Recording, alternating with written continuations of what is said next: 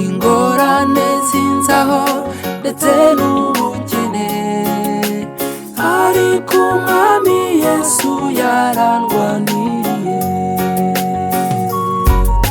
Hari igihe nagezemo mfite ibibazo, ingorane zinzaho ndetse n'ubukene, ariko umwami Yesu yarandwaniriye.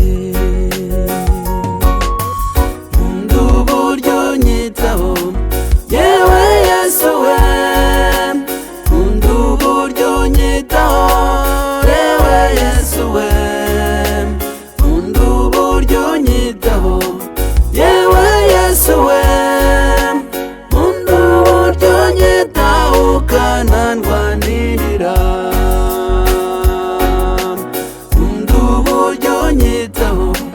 Yewe Yesu we, nkunda uburyo unyitaho yewe Yesu we, nkunda uburyo unyitaho yewe Yesu we, nkunda uburyo unyitaho ukanandwanirira.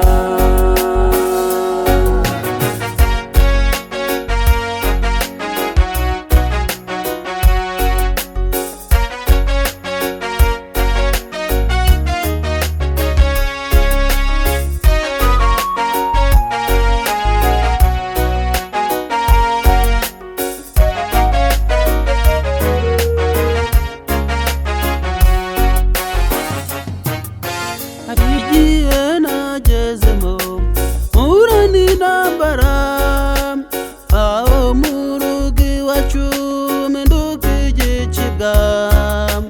Bigeze mu itorero habura n'umwe unyumva, narindi n'umucuranzi nacuranga bati oya, navuza n'ingoma bati nakajyamo, ariko umwami Yesu yarandwaniriye. Hari igihe nagezemo mpura n'intambara, aho mu rugo iwacu mpinduka igicibwa. Bigeze mu itorero habura n'umwe unyumva, narindi n'umucuranzi nacuranga bati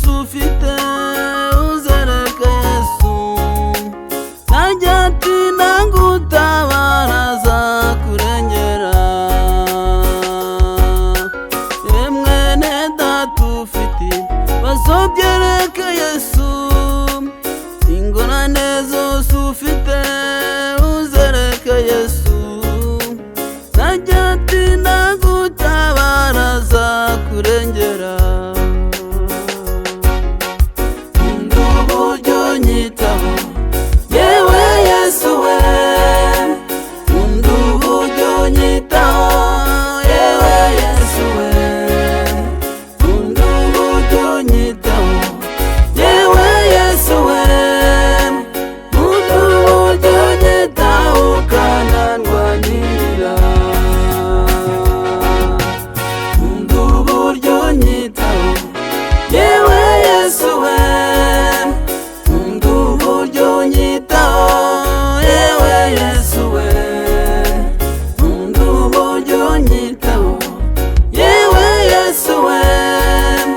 Nkunda uburyo unyitaho ukanandwanirira.